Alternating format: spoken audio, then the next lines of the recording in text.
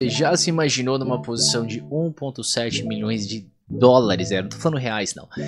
1,7 milhões de dólares foi a posição que eu assumi na última quinta-feira na prata, né? Claro que esse dinheiro não é meu e eu tenho um copy trade, então tudo que eu faço é replicado para várias outras pessoas, né? Então essa posição pela corretora totalizou aí na movimentação inteira de compra de 1,7 milhões de dólares. E eu vou contar aqui um pouquinho da experiência de como é que é ter uma posição desse tamanho, como é que a gente se sente, coisas que aconteceram, enfim, de repente isso ajude você um pouquinho a imaginar quais são os desafios de assumir uma posição tão grande, mesmo claro, o dinheiro não seja seu. Meu nome é JR, eu sou trader e investidor, trabalho pela Tickmill, uma corretora, é um broker internacional que opera basicamente Forex, e eu tenho um copy trade lá. E hoje eu vou falar um pouquinho sobre quais foram as circunstâncias, né? Não foram circunstâncias boas. Eu puxo um adendo aqui sobre o tipo de risco que eu assumi num momento não tão bacana, mas é uma história legal que talvez seja interessante para você ter aí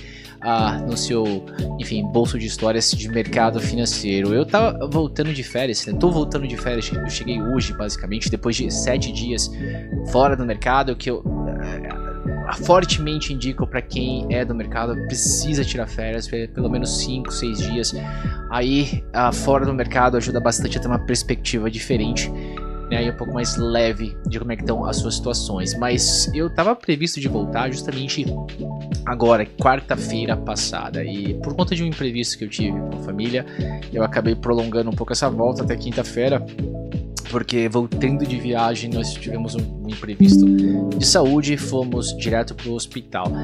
E uma das coisas que dificulta o seu poder de gerenciamento de risco é justamente a situação. Se você parar para pensar, provavelmente as minhas situações de maior pressão, tanto de maiores ganhos quanto maiores perdas, foram em momentos em que eu tive de tomar decisões em que eu corri bastante risco, não em momentos apropriados, tá? E mesmo os maiores ganhos, né? Talvez isso tenha um pouco a ver com a sua sensibilidade para risco, né?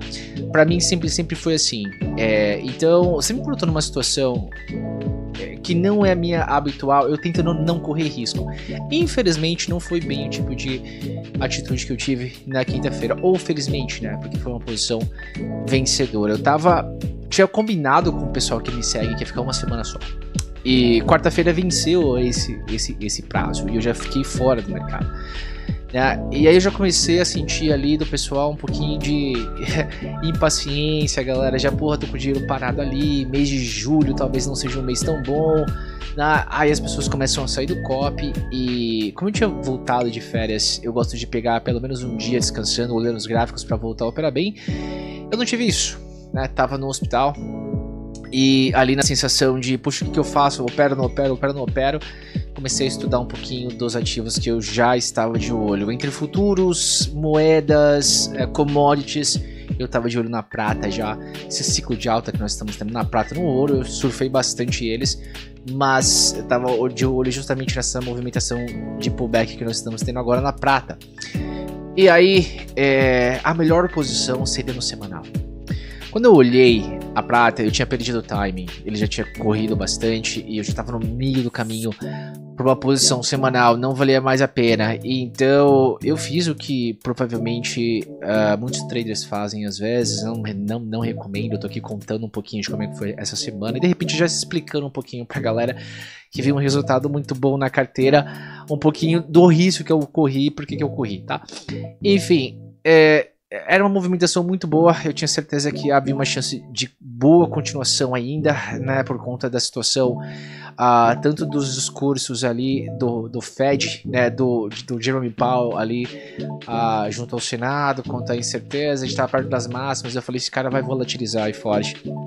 E aí baixei bastante os gráficos, né? Então em vez de pegar essa operação ali no gráfico semanal que eu tinha perdido, fui pro gráfico de 4 horas, que não é um gráfico que eu opero muito bem em commodity, eu gosto de posições mais longas, mas enfim, peguei uma posição muito boa ali, e aí alavanquei bastante. Basicamente, o risco que eu gosto de dividir ali no mês inteiro, não tô falando de tamanho não, tá? Não tô falando de risco de tamanho, tô falando de risco de... o que eu gosto de espalhar no mês inteiro para vários ativos, eu acabei concentrando em um só, porque eu achei que da onde eu estava ali do hospital não valeria muito a pena ficar olhando muitos ativos, então se eu via uma oportunidade muito boa eu ia concentrar aquela semana que eu tinha perdido num ativo só. Enfim, se for uma ideia boa ou ruim, você coloca aqui nos comentários, me conta o que você achou. Eu pessoalmente não gosto, tá? Eu tô aqui de coração aberto e enfim, mostrando a cara pra vocês, pra falar de algo que deu certo, foi audacioso, eu acho que valeu a pena naquele momento, mas é uma péssima ideia pra você manter a médio e longo prazo, porque ela não dá certo. E aí o que eu fiz?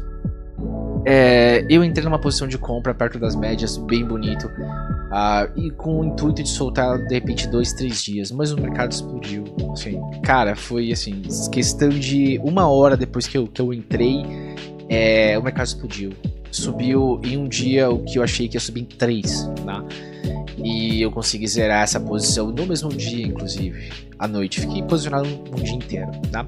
Se você olhar na prata, Shag e USD, na quinta-feira você vai ver o candle diário que subiu, e eu peguei no começo, tá? Literalmente no começo, 6 da manhã, nos primeiros movimentos, eu tava no hospital.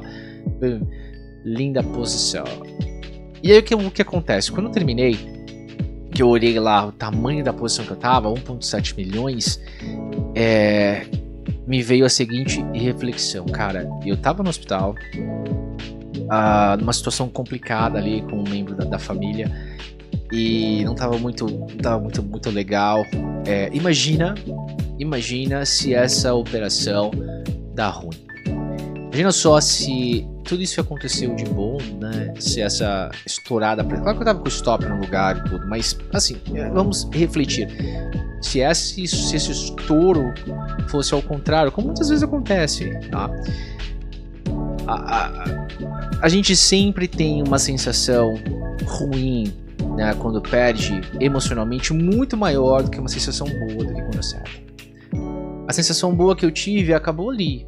Em alguns momentos, depois eu avisei o pessoal sobre essa posição, todo mundo ficou feliz no copy trade, blá, blá, blá, mas acabou. Não teve uma continuação. Agora eu já tô normal. Foi ontem isso, inclusive. Mas se tivesse dado ruim, eu teria carregado ontem, hoje e de repente a semana inteira. Sem contar boa parte dos seguidores que achariam, não sairiam porque tinha stop, mas achariam pelo menos estranho, né? E assim como eu tô contando aqui, eu tenho compromisso. Esse copy trade é o único que eu faço o que a gente chama de market recap, que é vir aqui todos os dias e falar um pouquinho do que aconteceu. Então eu estaria aqui falando a mesma coisa, mas pedindo desculpas, tá? O que é humano, é normal, mas eu estaria muito mal. Então a reflexão é no seguinte ponto: é muito importante, tá? Muito importante que a gente tenha travas que nos impeçam de tomar decisões importantes, de tamanhos importantes, tá? Como era essa posição, em momentos não adequados, sabe? Foi o tipo de posição linda, eu sabia que eu tinha chance de dar certo, a chance era muito grande, mas eu tava na frente de um laptop. Aqui eu tenho 5 telas do meu lado direito, 3 telas do meu lado esquerdo. Aqui eu tô munido de muita informação, aqui no meu escritório, né, onde eu consigo tomar as melhores decisões, sem contar que eu estou aqui emocionalmente presente, né? No hospital você não tá, em nenhum lugar você tá. De repente você que já tomou um loss aí grande num dia ruim sabe do que eu tô falando. Normalmente essas perdas vêm justamente em dias que a gente tá fazendo outra coisa importante, ou estamos com uma atenção voltada para outra coisa importante. Estar fora do mercado, como eu estive nas férias, é fantástico, é gostoso, né? E a gente não pode estragar, entende o que eu quero dizer? A nossa outra vida, a vida em que a gente tem com a família, a vida que a gente tem com os amigos, a vida que a gente tem nas férias. O mercado não pode estragar essas coisas, tá? Ter uma posição de 1.7 milhões é um negócio, cara, que, assim, putz, deu muito bom, assim. Não demorou pra andar. Então a parte tensa minha durou pouco. Mas eu te confesso que assim quando eu entrei, cara, que ele ficou ali, sobe, não sobe, não desce, na hora eu falei, putz, o que eu tô fazendo? Assumir a posição de 1.7 milhões, cara, dentro de um hospital. Mas enfim, Deu bom, eu de coração aberto tenho certeza que é o tipo de situação que não quero que se repita, não, né? Dizer que não vai se repetir é mentira, não sei, ninguém sabe do futuro, mas se é o tipo de comportamento que eu gosto e acho interessante manter, não, de fato não é. Eu já falei sobre a questão de erros, né? A gente, com o passar do tempo, a gente só consegue manter eles menos frequentes, mas você sempre vai cometer erros.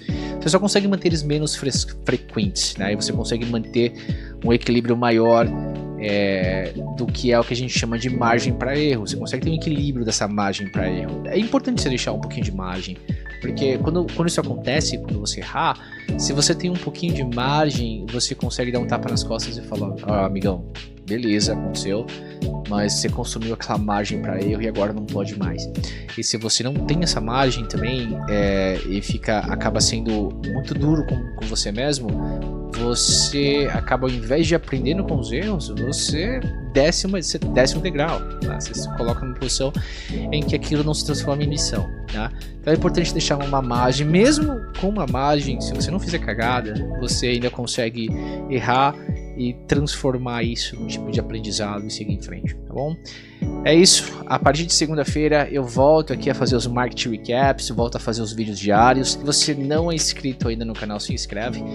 E se você acha interessante ter um copy trade, eu gostaria de saber um pouco mais sobre o copy trade que eu opero, o registro de performance, né, está dentro da corretora. Você clica aqui no link que eu vou deixar na descrição, você consegue ver ali o registro e todas as operações, ativos, estratégias, tudo transparente dentro da corretora, de uma maneira bem organizada. Bacana? Enfim, eu fico por aqui, um forte abraço e te vejo no game.